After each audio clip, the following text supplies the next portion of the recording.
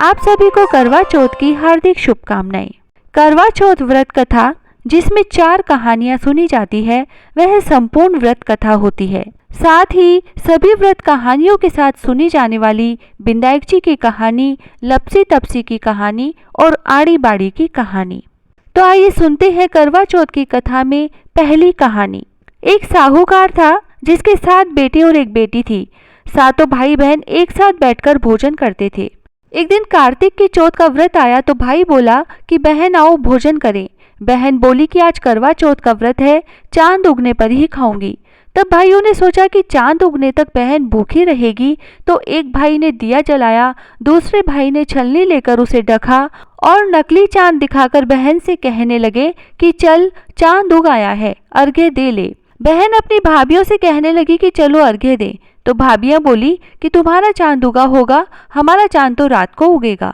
फिर बहन ने अकेले ही अर्घ्य दे दिया और खाना खाने लगी। तो पहले ही ग्रास में बाल आ गया, दूसरे ग्रास में कंकड़ आया और तीसरा ग्रास मुंह की ओर किया तो उसकी ससुराल से संदेश आया कि उसका पति बहुत बीमार है, जल्दी भेजो। माँ ने तब लड़की को विदा किया और कहा कि रास्ते में जो भी मिले उसके पांव लगना और जो कोई सुहाग का आशीष दे तो उसके पल्ले में गांठ लगाकर उसे कुछ रुपए देना। बहन जब भाइयों से विदा हुई, रास्ते में जो भी मिला उसने यही आशीष दी कि तुम 7 भाइयों की बहन, तुम्हारे भाई सुखी रहे और तुम उनका सुख देखो। सुहाग का आशीष किसी ने भी नहीं दिया। जब वह ससुराल पहुंची तो दरवाजे पर उसकी छोटी ननद खड़ी थी। वह उसके भी पांव लगी तो उसने कहा कि सुहागिन रहो, सपूती हो। तो उसने यह सुनकर पल्ले में गांठ बांधी और ननद को सोने का सिक्का दिया। तब भीतर गई तो सास ने कहा कि तेरा पति धरती पर पड़ा है। तो वह उसके पास जाकर उसकी सेवा करने के लिए बैठ गई। बाद में सास ने दासी के हाथ बची खुची रोटी भेज दी। इस प्रकार से समय बीतते बीतते मंगसिर की चौथ आई तो चौथ माता बोली कि करवा ले, भाइयों की प्यारी करवा ले। लेकिन जब उसे चौथ माता नहीं दिखलाई दी तो वह बोली, हे माता, आपने मुझे उजाड़ा तो आप ही मेरा उद्धार करोगी, आपको मेरा सुहाग देना पड़ेगा। तब उसे चौथ माता ने बताया कि पोष की चौथ आएगी, वह मेरे से बड़ी है, उसे ही सब कहना, वही तुम्हारा सुहाग वापस देगी। पोष की चौथ आकर चली गई, माघ की चली गई, फागुन की चली गई, चैत्र बैसाख ज्येष्ठ आषाढ़ और श्रावण भादो सभी की चौथ आई और यही कहकर चली गई कि आगे वाली को कहना। आसोच की चौथ आई तो उसने बताया कि तुम पर कार्तिक की चौथ नाराज है, उसी ने तुम्हारा सुहाग लिया है, वही वापस कर सकती है, वह आएगी तो पांव पकड़कर विनती करना। यह बताकर वह भी चली गई। जब कार्तिक की चौथ आई तो वह गुस्से में बोली, भाइयों की प्यारी करवा ले, दिन में चांद उगानी करवा ले, व्रत खंडन वाली करवा ले, भूखी करवा ले। तो यह सुनकर वह चौथ माता को देखकर उसके पांव पकड़कर गिड़गिड़ाने लगी, हे चौथ माता, मेरा सुहाग तुम्हारे हाथों में है, आप ही मुझे सुहागिन करें। तो चौथ माता बोली कि पापिन हत्यारिन, मेरे पांव पकड़कर क्यों बैठ गई।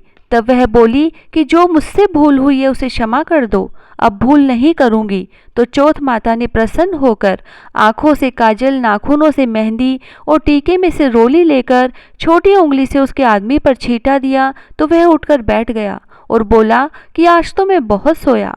वह बोली कि क्या सोए, मुझे तो 12 महीने हो गए, अब जाकर चौथ माता ने मेरा सुहाग लौटाया। तब उसके पति ने सारी बात जानकर कहा कि चलो जल्दी से माता की पूजा करो। जब चौथ की कहानी सुनी, करवा का पूजन किया और फिर प्रसाद खाकर दोनों पति पत्नी चौपड़ खेलने बैठ गए। नीचे से दासी आई, उसने उन दोनों को चौपड़ पासे से खेलते देखा तो उसने सासू जी को जाकर बताया। तब से सारे गांव में यह बात प्रसिद्ध हो गई कि सब स्त्रियां चौथ का व्रत करें तो सुहाग अटल रहेगा। जिस तरह से साहूकार की बेटी का सुहाग दिया, उसी तरह से चौथ माता सबको सुहागिन रखे। यही करवा चौथ के उपवास की सनातन महिमा है। करवा चौथ कथा की दूसरी कहानी अति प्राचीन काल की बात है। एक बार पांडव पुत्र अर्जुन तप करने के लिए नीलगिरी पर्वत पर चले गए थे। इधर पांडवों पर अनेक मुसीबतें पहले से ही थी। इससे द्रौपदी ने शोक विहल होकर कृष्ण की आराधना की। कृष्ण उपस्थित हुए और पूछा कि कहो, क्या कष्ट है तुम्हें। तब प्रभु से द्रौपदी ने हाथ जोड़कर कहा कि मुझे क्या कष्ट है, आप तो स्वयं जानते हैं, आप तो अंतर्यामी हैं, मुझे कष्टों के बोझ से विहल कर दिया। क्या कोई ऐसा उपाय है जिससे इन कष्टों से छुटकारा मिल सके? तुम्हारा प्रश्न अति उत्तम है द्रौपदी।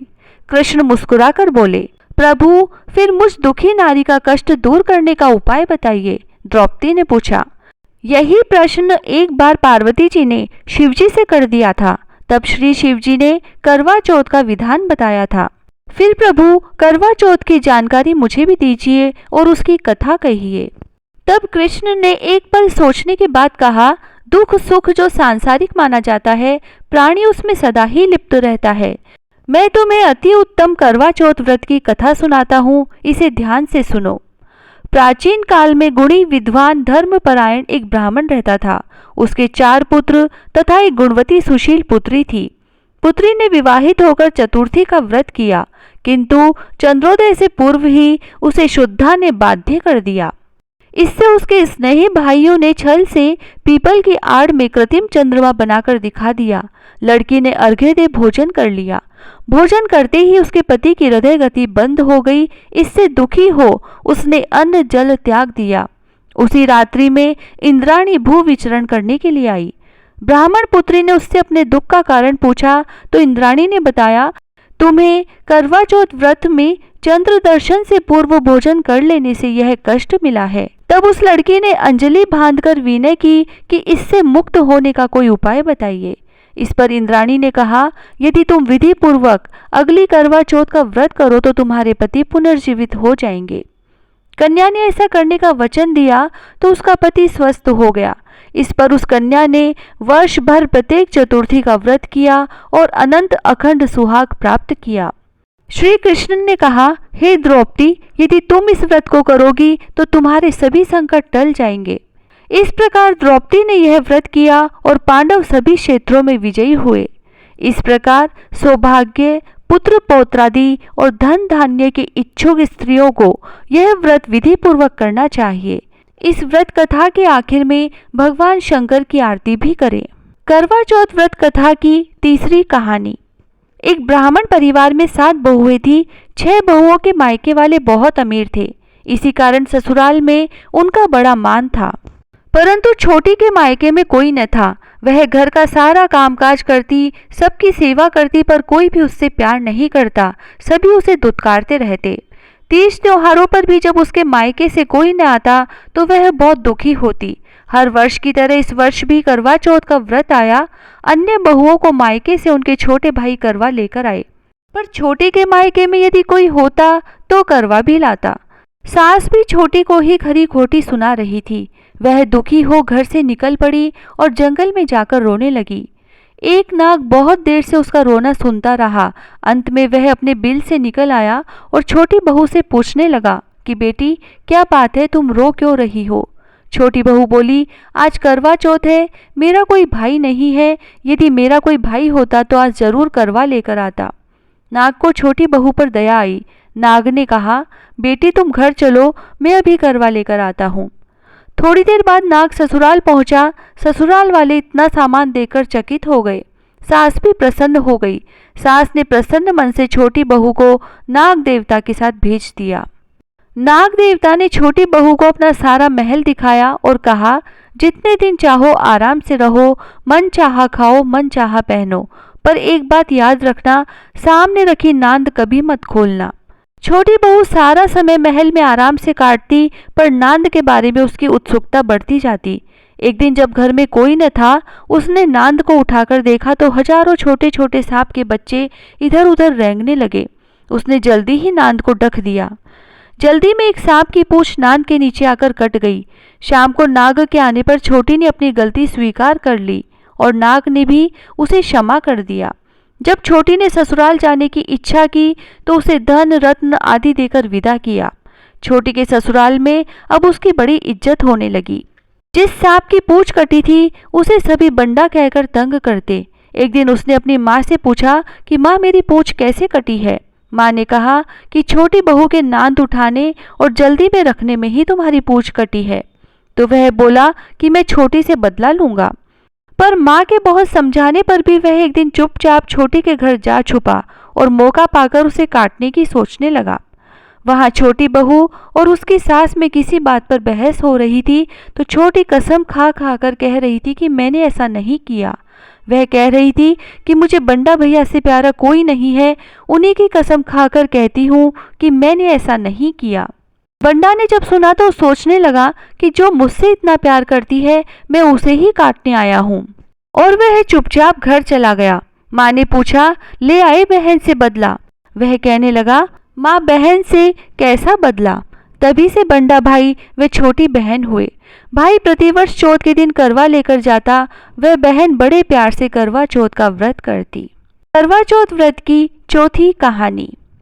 प्राचीन काल में करवा नाम की एक पतिव्रता स्त्री अपने पति के साथ नदी के किनारे एक गांव में रहती थी। कार्तिक मास में कृष्ण पक्षी चतुर्थी के दिन उसका पति नदी में स्नान करने के लिए गया। स्नान करते समय एक मगर ने उसका पैर पकड़ लिया। वह करवा करवा नाम लेकर जोर जोर से अपनी पत्नी को पुकारने लगा। उसकी आवाज सुनकर उसकी पत्नी दौड़कर आई और उसने मगर को कच्चे धागे से बांध दिया। मगर को बांधकर वह यमराज के यहाँ पहुंची और यमराज से बोली, भगवान, मगरमच्छ ने मेरे पति का पैर पकड़ लिया है, अतः पैर पकड़ने के अपराध में आप उसे अपने बल से उस मगरमच्छ को नरक में ले जाओ। यमराज ने कहा, अभी मगरमच्छ की आयु शेष है, अतः मैं उसे मार नहीं सकता। इस पर करवा ने कहा, यदि आप ऐसा नहीं करोगे तो मैं आपको अभी श्राप देकर नष्ट कर दूंगी। यह सुनकर यमराज डर गए और उस पतिव्रता स्त्री करवा के साथ जाकर मगरमच्छ को उन्होंने यमपुरी भेज दिया और करवा के पति को दीर्घायु प्रदान की। उसी दिन से यह करवा चौथ मनाई जाती है और सुहागिन स्त्रियों के द्वारा व्रत रखा जाता है। हे करवा माता, जैसे तुमने अपने पति की रक्षा की, वैसे सबके पति की रक्षा करना। जय श्री राधे। बिंदायक जी की कहानी। एक मेंढको एक मेंढकी थी, दोनों तालाब के किनारे रहते थे। मेंढकी हमेशा गणेश जी को सुमरती रहती थी, तो मेंढका उसको बोलता था कि तू पराया पुरुष का नाम मत लिया कर, नहीं तो तेरा डंडे से सिर फोड़ दूंगा। अब बेचारी मेंढकी मन में ही गणेश जी को सुमरती रहती थी। एक बार गणेश जी ने परीक्षा ली और राजा के नौकर पानी भरने आए तो पानी के साथ मेंढका मेंढकी को भी भर के ले गए और पानी को चूल्हे पर चढ़ा दिया। जब चूल्हे का ताव लगने लगा तो मेंढका बोला, मेंढकी, अब तो हम मर जाएंगे, तेरे गणेश जी को सुमर। वह बोली, मैं तो नहीं सुमरूं, आप मुझे मारोगे। तो वह बोला कि नहीं मारूंगा, जल्दी नाम ले, नहीं तो हम वैसे ही मर जाएंगे। मेंढकी ने 7 बार सटक बिंदायक कहा और कहते ही गणेश जी ने 2 सांड लड़ते हुए भेजे और दोनों सांड ने आकर पानी के तपेले को टक्कर मारी और पानी का तपेला फूट गया और मेंढका मेंढकी दोनों बच गए। उस दिन के बाद से मेंढका भी गणेश जी को सुमरने लगा। हे गणेश जी महाराज, जैसे मेंढका मेंढकी की जान बचाई, वैसे सबकी रक्षा करना। कहता न सुनता न हुकारा भरता ने आपने सारे परिवार की रक्षा करना। लपसी तपसी की कहानी। एक लपसी था, एक तपसी था।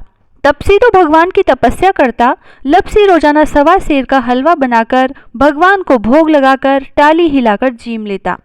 एक दिन दोनों में झगड़ा हो गया। लपसी बोला, मैं बड़ा, तपसी बोला, मैं बड़ा। नारद जी आए कि क्यों झगड़ा करते हो, तो तपसी बोला, मैं बड़ा। लपसी बोला, मैं बड़ा।